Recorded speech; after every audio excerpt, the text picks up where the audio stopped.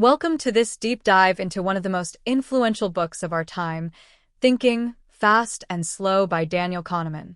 In this video, we will break down this masterpiece in a way that's easy to understand and engaging, giving you all the key lessons and insights while adding unique examples and relatable stories to make it copyright-free and refreshing. Stick with us, and by the end, you'll have a clear understanding of how our minds work and how you can apply these lessons to improve your decisions, solve problems effectively, and enhance your overall thinking. Let's start by understanding the author and the essence of this book. Daniel Kahneman is a Nobel Prize-winning psychologist and economist who revolutionized how we understand human behavior, particularly how we think and make decisions. Along with Amos Tversky, Kahneman developed groundbreaking theories on cognitive biases, judgment under uncertainty, and behavioral economics. This book, Thinking, Fast and Slow, is a culmination of decades of research and offers insights into the two systems that drive the way we think. We'll explore the two systems of thinking, System 1, which is fast, intuitive, and automatic, and System 2, which is slower, deliberate, and analytical. The book teaches us how these systems interact, where they succeed, and where they fail. Every chapter contains lessons on cognitive biases, decision-making pitfalls, and strategies for more rational thinking. We'll cover each chapter and lesson, adding fresh examples to keep you engaged. The characters of the story. In this chapter, we are introduced to the two characters of our mental lives, System 1 and System 2. You'll learn how System 1 operates automatically and effortlessly, while System 2 takes conscious effort and focus. Understanding these systems is foundational to mastering the rest of the book. Example: imagine you're walking into a crowded coffee shop.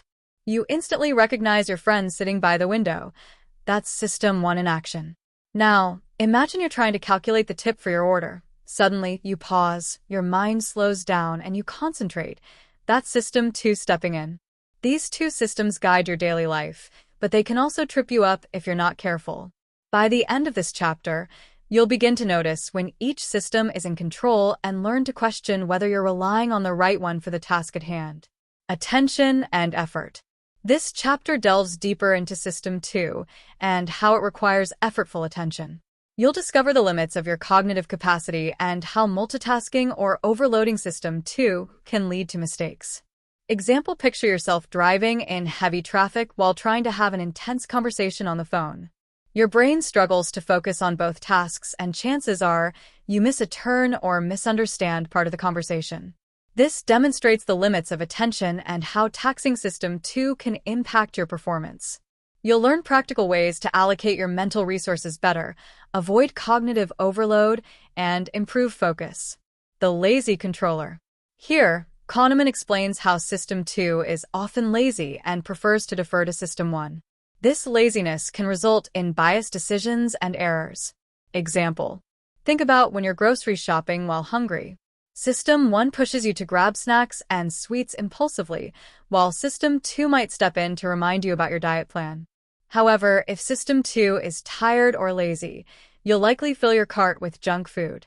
You'll gain strategies to activate System 2 more often and make deliberate choices rather than impulsive ones. The associative machine.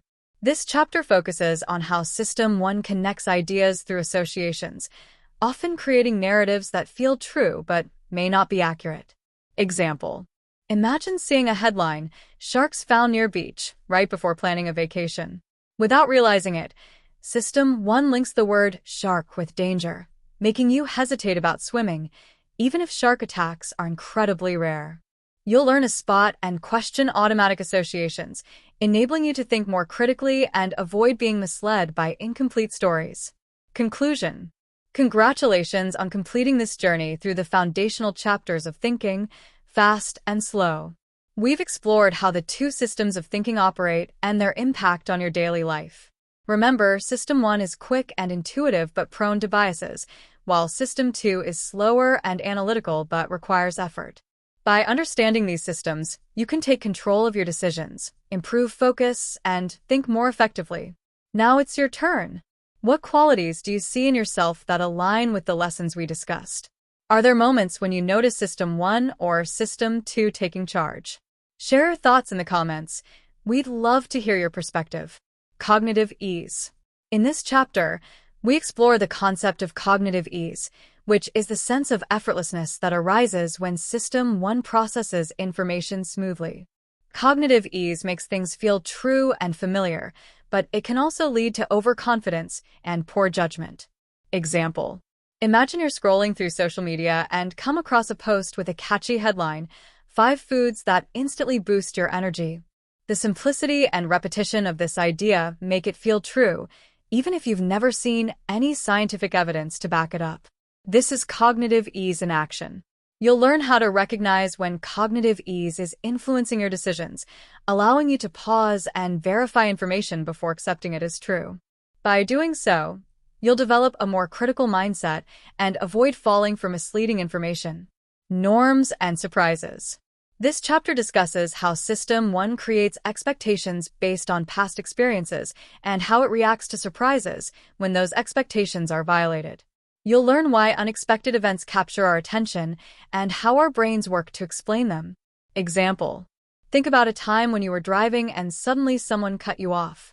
Your immediate reaction, anger, shock, or hitting the brakes, is System 1 responding to the unexpected. System 2 might then step in to rationalize what happened, such as, they must be in a hurry, or that was reckless driving. Benefits. You'll gain insights into how to better handle unexpected situations and avoid overreacting or making snap judgments based on incomplete information. This chapter explores how System 1 uses heuristics or mental shortcuts to make judgments. While heuristics are efficient, they can also lead to systematic errors, known as biases. Example: suppose you're asked to estimate the population of a city you've never visited. If someone tells you the city has a large football stadium, you might use that detail as a heuristic to guess a higher population. While it's a quick way to estimate, it's not always accurate.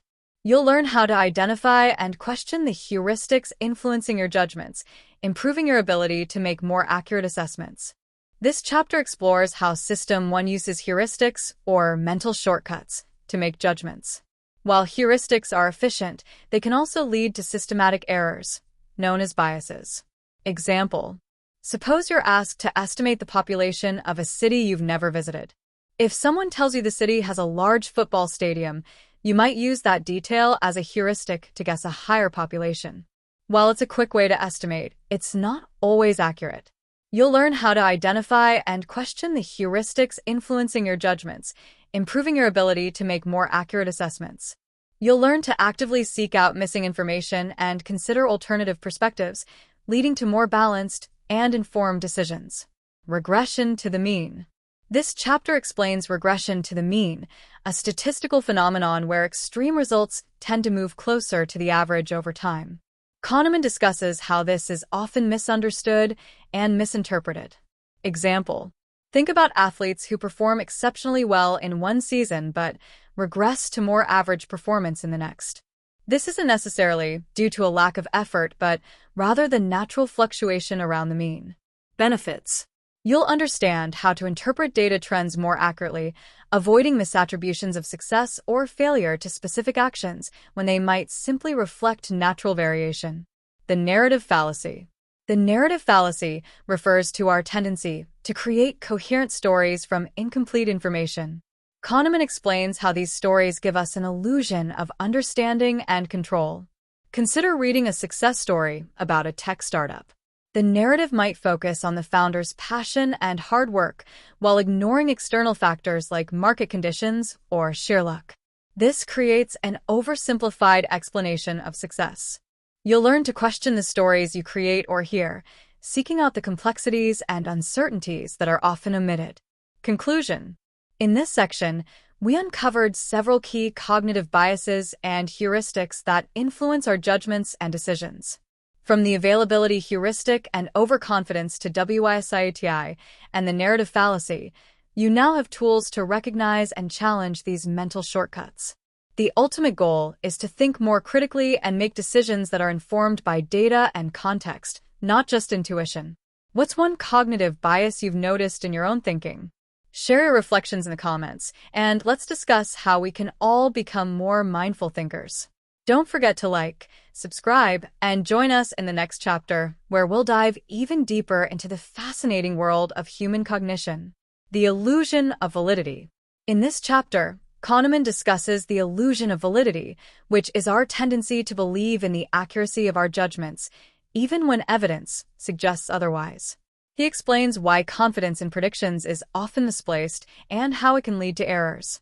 Example: imagine you're conducting job interviews and feel confident about predicting who will perform well based on their answers. Even though your track record of predictions might not be great, the sense of coherence between their responses and your impression reinforces your belief. This is the illusion of validity at play. You'll learn to question your confidence in predictions and seek evidence-based methods for decision-making. This will improve your accuracy and reduce overconfidence in subjective judgments.